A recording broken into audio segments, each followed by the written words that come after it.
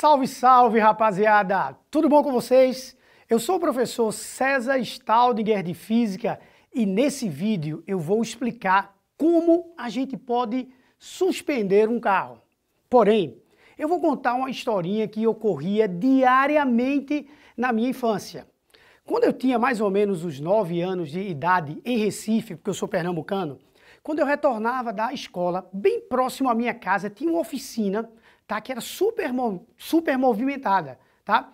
E aí, quando eu retornava da escola, que eu parava, ficava olhando ali por volta de meio-dia, um solzão escaldante, Recife é muito quente, eu ficava olhando aqueles carros subirem, descerem, subirem, descerem, e tinha algo que me intrigava. Tinha um senhorzinho que ele simplesmente chegava, apertava um botão lá, e o carro subia, e eu ficava maravilhado, porque física encanta a gente, tá certo? Física é algo que acaba encantando, porque ela tenta explicar várias coisas que ocorrem na natureza. Eu não tinha contato com a física ainda, mas tinha contato com a ciência. Então eu olhava aquilo ali, ele apertando, aquele carrinho subindo, e eu dizia, cara, nada que eu estou aprendendo nesse instante na escola consegue me explicar o porquê desse carro subir. O tempo passou. Mais ou menos uns 7, 8 anos depois, no ensino médio, eu tive contato com o princípio de Pascal. Vamos rapidamente ler esse princípio aqui, tá? Ele diz o seguinte: o aumento da pressão exercida em um líquido em equilíbrio é transmitido integralmente, ou seja, meus amores, 100%, a todos os pontos do líquido, bem como as paredes do recipiente em que ele está contido. Ao ler isso daí, você fica, prof, entendi não, cara, me perdoe, mas assim, não consegui entender. Tá bom, chega aqui comigo, vê bem. Presta atenção nessa figurinha aqui, tá? Vê bem, preste atenção. P1 igual a P2. O que é isso aqui? São pressões. Pascal falou que as pressões elas são transmitidas integralmente. Então eu já coloquei aqui P1 igual a P2. Onde é que está esse 1? Onde é que está esse 2, prof? Vê bem, aqui, ó, vamos imaginar tudo que estiver com esse 1 está nessa regiãozinha aqui, tá? Então, P1 é uma pressão que vai surgir nessa região. P2 é uma pressão que vai surgir nessa outra região. Na verdade, não é uma nova pressão, tá? Numericamente, ela é igual a esse P1 aqui. Então, tem uma pressão que vai surgir aqui, tem outra pressão que numericamente são iguais, então praticamente tá, tu pode afirmar que são idênticas numericamente e fisicamente também, tá? E aí como que surge uma pressão? Bom, a pressão surge quando a gente aplica uma força numa área. Pressão é a distribuição de uma força. Então, eu vou aplicar uma força F1 nessa areazinha A1. Isso que está aqui pintadinho de azul, isso é giz, tá, cara? A rapaziada detonou, ficou lindo isso aqui. Então, ó, a gente vai aplicar uma forcinha aqui, esse líquido vai transmitir essa pressão e essa pressão vai vir para cá.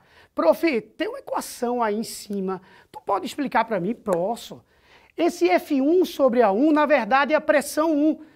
É a força exercida na região 1, na área 1, que dá a minha pressão 1, é numericamente igual à força sobre a área da região 2, que é a minha pressão 2.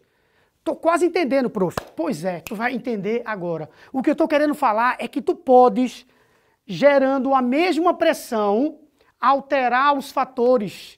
Por exemplo, você aplica uma força pequena numa área pequena, gera uma força grande numa área grande. Entendeu?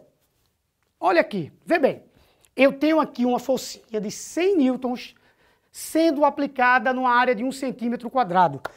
Newton, que diabo é Newton? Newton é uma unidade de força. Para que tu entenda legal, cada 10 newtons equivale aproximadamente a um corpo de 1 quilograma, ao peso de um corpo de 1 quilograma. Então, aqui colocamos uma força equivalente a um corpo de 10 quilogramas. Numa área pequenininha, 1 centímetro quadrado é algo bem pequenininho. E aí, quando eu aplico essa força, que é uma força pequena, que era o que o senhorzinho aplicava lá na minha infância, um fluido, um líquido que está aqui, ó, vai vir por um caninho, vem. Quando chega aqui, gera uma pressão igual, que é traduzida numa nova força e numa nova área. A nova força é 10.000 newtons. Prof, peraí, prof, tu colocou uma força de 100 newtons e tu gerou 10.000 newtons? Foi, pô, Pascal falou isso pra gente. Pascal disse que a gente consegue transmitir essa pressão, ó. Essa pressão vem aqui, 100 e 10.000 newtons, quando tu compara um com o outro, dá algo 100 vezes maior. 100 vezes maior, porque a área aqui, ó, olha essa areazinha aqui, ó, 100 centímetros quadrados, 100 vezes maior. Então, você aplica uma força pequena numa área pequena, gera do outro lado uma força grande numa área grande. Aí estava sendo explicado para mim, naquele instante, no ensino médio, como a gente consegue suspender um carro. Mas a gente consegue outros exemplos legais. Pensa comigo aqui. Vem um ônibus, tá? 100 km por hora, que está errado, porque ele está muito rápido, mas tudo bem. 100 km por hora. De repente, esse ônibus freia. Tu parou para imaginar já que o motorista desse ônibus, ele não está aplicando uma força proporcional, tá suficiente para parar esse ônibus? O cara está pisando lá no freio, ele simplesmente pisa nesse freio. Ele não bate nesse freio, não, ele pisa nesse freio. Algo comum para ele. E ele está conseguindo parar um ônibus. Como é que ele faz isso daí? Porque ele usa o princípio de Pascal. Ele está aplicando uma força pequenininha, numa área bem pequenininha, gerando lá na roda desse ônibus, que é bem grandona, uma área bem grande, uma força bem grande. Então, através do princípio de Pascal, em vez dele suspender um carro, ele está parando um ônibus. E um avião?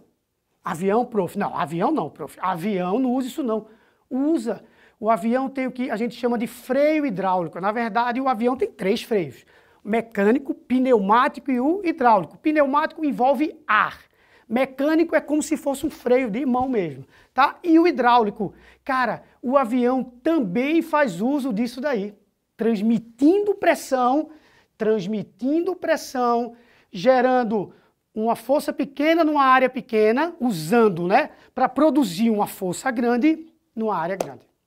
Então, meus amigos, Pascal foi um gênio da física, um gênio da matemática, e foi mais uma contribuição para que eu cada vez ficasse mais apaixonado pela física, algo que hoje em dia faz parte do meu dia a dia, tá bom? Vamos revisar o que foi visto nesse nosso encontro.